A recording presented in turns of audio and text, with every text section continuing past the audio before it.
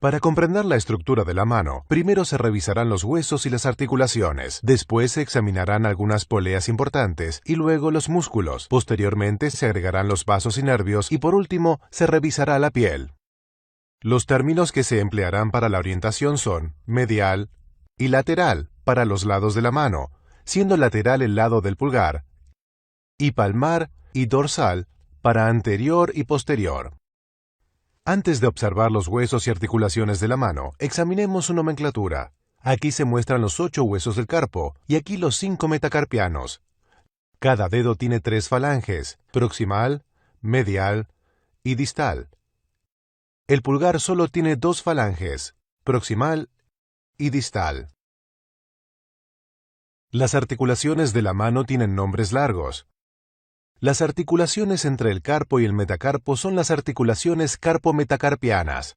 Las articulaciones entre los metacarpos y las falanges proximales son las articulaciones metacarpofalángicas. Las articulaciones entre las falanges son las articulaciones interfalángicas, proximal y distal, para abreviar. Normalmente nos referimos a estas articulaciones como articulaciones CMC, articulaciones MF y articulaciones IF. Para examinar los huesos y las articulaciones de la mano, primero se revisará el carpo, luego los 4 dedos con sus metacarpos y después el pulgar con el metacarpiano. En la sección anterior ya se definieron los términos individuales de los huesos del carpo. Hagamos ahora una revisión sobre su forma en general. Hay 2 proyecciones óseas en cada lado. En el lado medial se encuentran el hueso pisiforme y esta parte del hueso ganchoso que se denomina proceso ganchoso. En el lado lateral, el tubérculo del escafoides y la cresta del trapecio. Con estas proyecciones los huesos del carpo forman la base y las paredes laterales de un espacio denominado túnel del carpo. Aquí se muestra el carpo tal y como se ve en el cuerpo vivo. Las articulaciones radiocarpianas y mediocarpianas están ocultas por sus densos ligamentos capsulares. Estas son, de nuevo, las 4 proyecciones, el tubérculo del escafoides, la cresta del trapecio, el pisiforme y el gancho del ganchoso. Y aquí se encuentra el túnel carpiano, todavía sin su techo.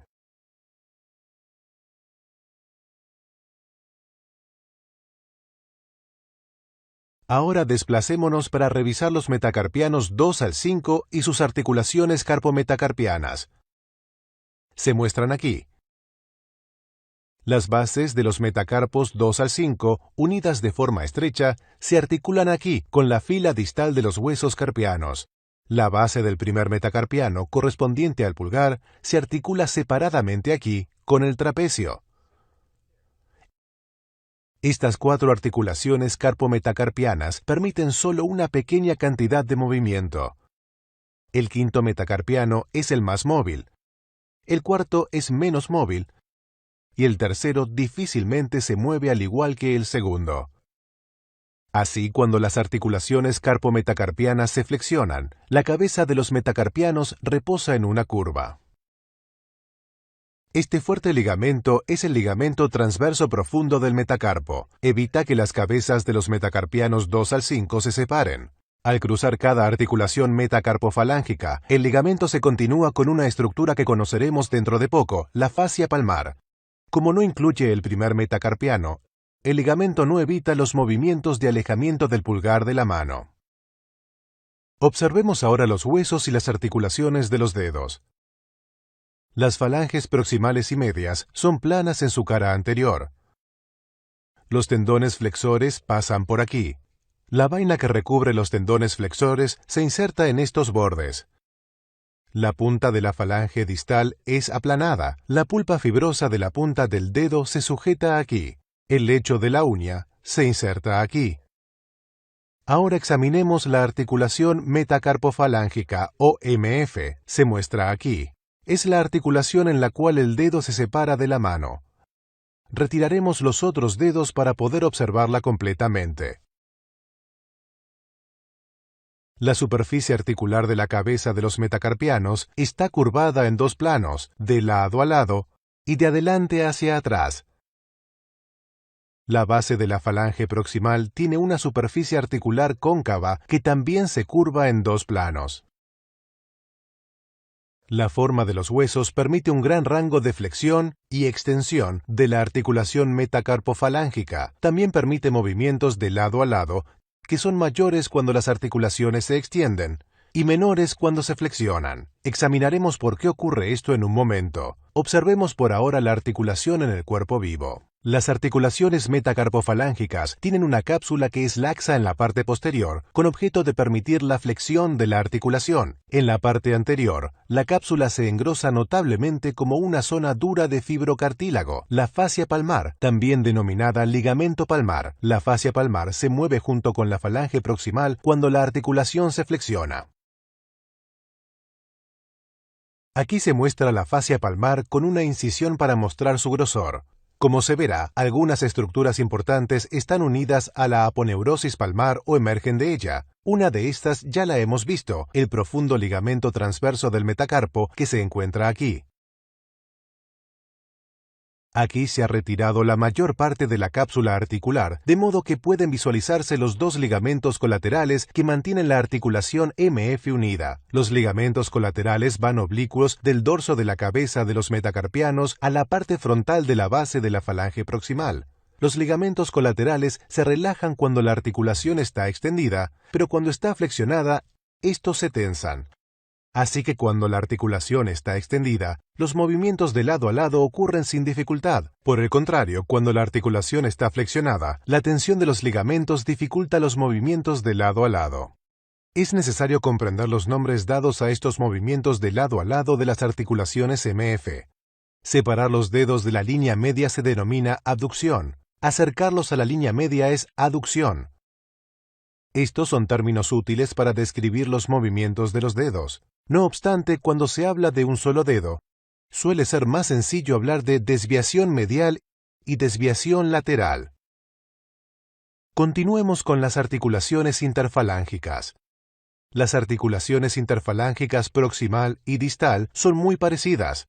Se diferencian de las articulaciones MF en que solo permiten flexión y extensión. La cabeza de la falange es curva principalmente de adelante hacia atrás, con una leve depresión en la mitad. La base de la siguiente falange tiene una curva correspondiente a esta.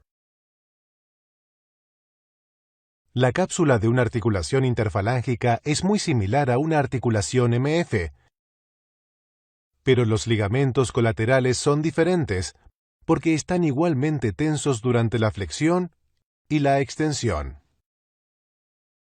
Dejando a un lado los dedos, observemos ahora los huesos y articulaciones del pulgar.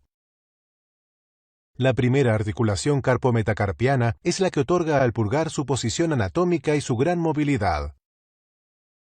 Retiremos las cabezas metacarpianas para examinar las superficies articulares. Aquí se encuentra la primera articulación carpometacarpiana o CMC. Se sitúa frente al resto de articulaciones CMC y en un ángulo con respecto a ellas.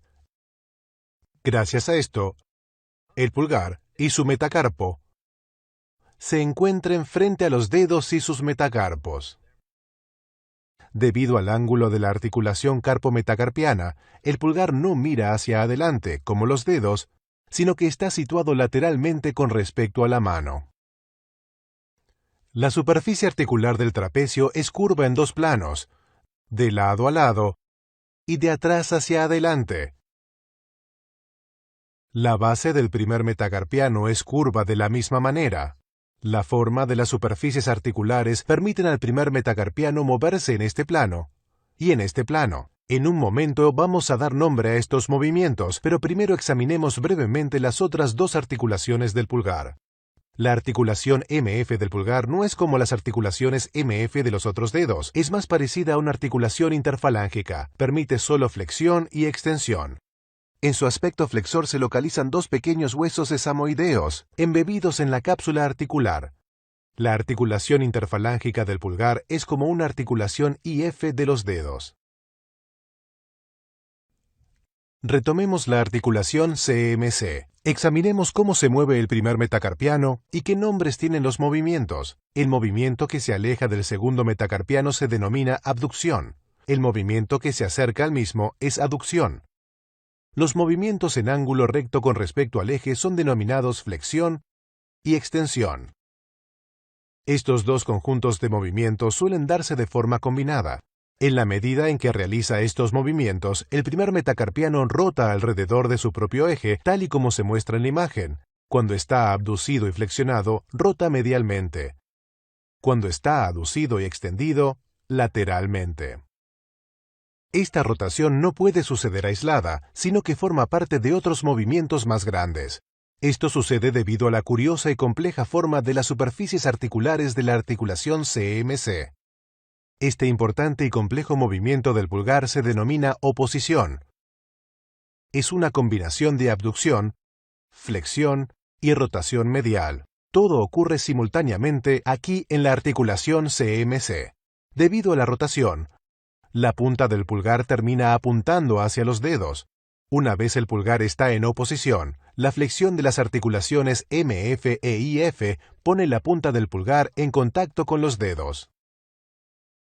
Se han examinado los huesos y articulaciones de la mano, así como los movimientos que pueden realizar. Antes de proseguir con los músculos que mueven los dedos y el pulgar, y los tendones por los que actúan, existe un buen número de importantes poleas y estructuras de deslizamiento que hay que comprender. Estas estructuras guían la dirección en la que estiran los tendones al cruzar la articulación del carpo y al discurrir a lo largo de los dedos. Observaremos primero las dos grandes poleas del carpo, el retináculo de los flexores y el retináculo de los extensores. Aquí se muestra el retináculo de los flexores, una correa rígida y fuerte de tejido fibroso. El retináculo de los flexores es la estructura que forma el techo del túnel del carpo. Lateralmente se inserta en el escafoides y el trapecio, y medialmente en el hueso pisiforme y el gancho del ganchoso.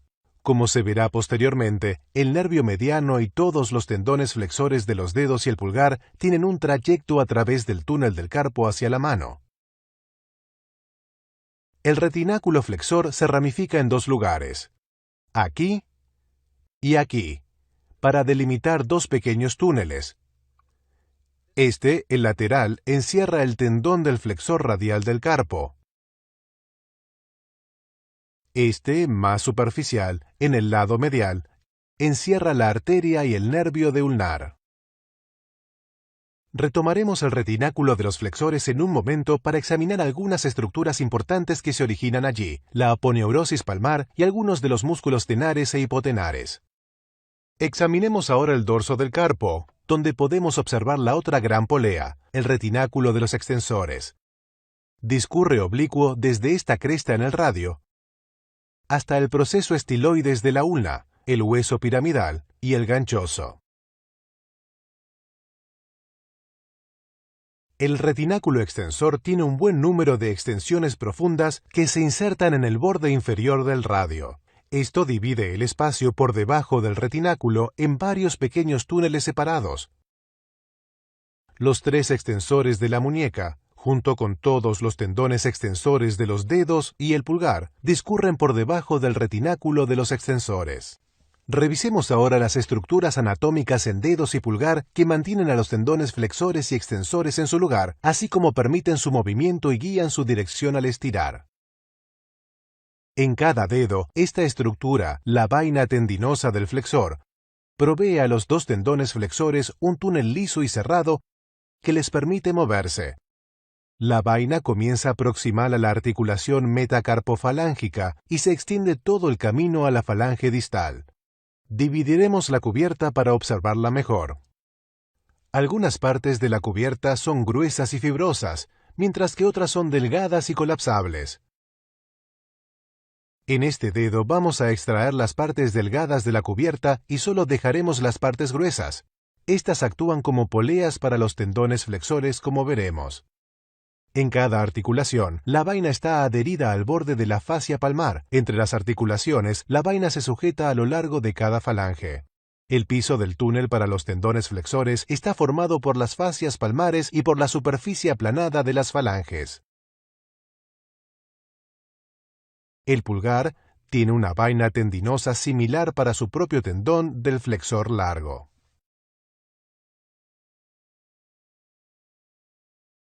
La disposición del tendón del extensor es totalmente diferente y bastante compleja. En cada dedo, el tendón del extensor y los tendones de los tres músculos intrínsecos discurren unidos para formar una estructura denominada mecanismo extensor. Observémoslo. Y después examinaremos los músculos. Para que podamos visualizar el mecanismo extensor desde diferentes perspectivas, examinaremos un dedo aislado. Se muestra aquí el tendón del extensor, que llega al dorso de la articulación metacarpofalángica. Aquí está el tendón de uno de los músculos interóseos por el lado lateral y el lado medial. Además, en el lado lateral únicamente se encuentra el tendón de un músculo lumbrical. En cada lado, una hoja triangular de tejido tendinoso se abanica y conecta el tendón extensor con el tendón interóseo. Esta hoja triangular se denomina capuchón de los extensores. El tendón extensor se divide en tres bandeletas sobre la falange proximal. La bandeleta media cruza la articulación interfalángica proximal y se inserta aquí sobre la base de la falange media. La bandeleta en cada lado se fusiona con el tendón interóseo para formar las dos bandeletas laterales. Estas se unen sobre la falange media y se insertan aquí, sobre la base de la falange distal.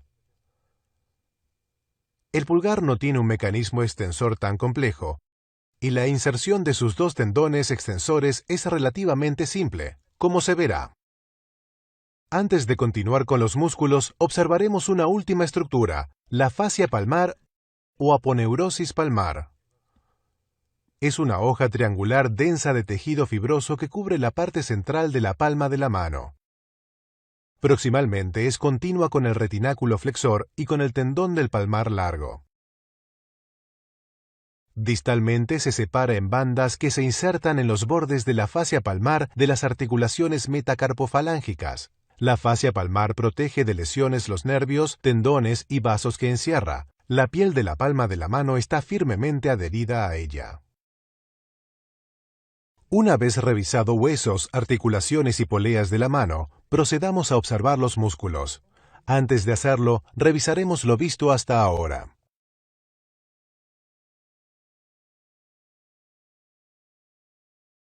Se muestran aquí los huesos del carpo, los metacarpos, las falanges proximales, las falanges medias y las falanges distales. Las articulaciones carpometacarpianas, las articulaciones MF de los dedos, las articulaciones IF proximales y las articulaciones IF distales. En el pulgar, la articulación MF y la articulación IF. El retináculo flexor y el túnel lateral para el nervio ulnar. El retináculo extensor, la vaina del tendón flexor, la fascia palmar, los ligamentos colaterales de la articulación MP, el mecanismo extensor y la aponeurosis palmar.